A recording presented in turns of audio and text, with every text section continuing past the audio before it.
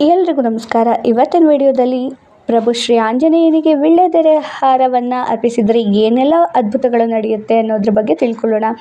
ಹಿಂದೂ ಧರ್ಮದಲ್ಲಿ ಆಂಜನೇಯ ಸ್ವಾಮಿಯನ್ನು ಭಕ್ತಿ ಮತ್ತು ಶಕ್ತಿಯ ಪ್ರತೀಕವೆಂದು ಪೂಜಿಸಲಾಗುತ್ತೆ. ಆಂಜನೇಯನಿಗೆ ವೀಳ್ಯದೆಲೆ ಹಾರ ಅರ್ಪಿಸುವುದು ಅತ್ಯಂತ ಪವಿತ್ರವಾದ ಸೇವೆ ಎಂದು ಶಾಸ್ತ್ರಗಳಲ್ಲಿ ಹೇಳಲಾಗಿದೆ. ಭಕ್ತಿಯಿಂದ ಆಂಜನೇಯನಿಗೆ ವೀಳ್ಯದೆಲೆ ಹಾರ ಅರ್ಪಿಸಿದರೆ ಅನೇಕ ಶುಭ ಫಲಗಳು ದೊರೆಯುತ್ತವೆ ಎಂಬ ನಂಬಿಕೆ ಇದೆ.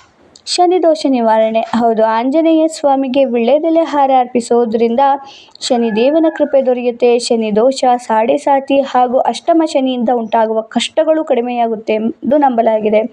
ದುಷ್ಟ ಶಕ್ತಿಗಳಿಂದ ರಕ್ಷಣೆ.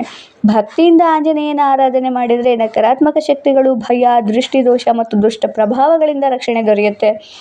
ಮನಸ್ಸಿಗೆ ಶಾಂತಿ ಮತ್ತು ಧೈರ್ಯ. ಆಂಜನೇಯ ಸ್ವಾಮಿ ಧೈರ್ಯ ಮತ್ತು ಶಕ್ತಿಯ ಸಂಕೇತ.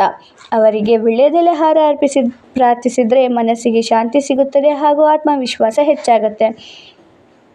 ಸಂಕಷ್ಟಗಳಿಂದ ಮುಕ್ತಿ. ಜೀವನದಲ್ಲಿ ಎದುರಾಗುವ ಅಡೆತಡೆಗಳು, ಆರ್ಥಿಕ ಸಮಸ್ಯೆಗಳು ಹಾಗೂ ಕುಟುಂಬ ಕಲಹಗಳು ಕ್ರಮೇಣ ಕಡಿಮೆಯಾಗುತ್ತೆ ಎಂದು ನಂಬಿಕೆ ಇದೆ. ಇಷ್ಟಾರ್ಥ ಸಿದ್ಧಿ. ಭಕ್ತಿಯಿಂದ ಮಂಗಳವಾರ ಅಥವಾ ಶನಿವಾರ ಆಂಜನೇಯನಿಗೆ ವೀಳ್ಯದೆಲೆ ಹಾರವನ್ನು ಅರ್ಪಿಸಿ ಓಂ ಶ್ರೀ ಹನುಮತೆ ನಮಃ ಎಂದು ಜಪಿಸಿದರೆ ಮನದಾಸೆಗಳು ನೆರವೇರುತ್ತದೆ ಎಂದು ಹಿರಿಯರು ಹೇಳ್ತಾರೆ. ವೀಳ್ಯದೆಲೆ ಹಾರವನ್ನು ಹೇಗೆ ಅರ್ಪಿಸಬೇಕು? ಮಂಗಳವಾರ ಅಥವಾ ಶನಿವಾರ ಬೆಳಗ್ಗೆ ಸ್ನಾನ ಮಾಡಿ ಶುದ್ಧ ಮನಸ್ಸಿನಿಂದ ದೇವಸ್ಥಾನಕ್ಕೆ ಹೋಗಿ 11, 21 ಅಥವಾ 51 ವೀಳ್ಯದೆಲೆಗಳಿಂದ ಹಾರವನ್ನು ತಯಾರಿಸಬಹುದು.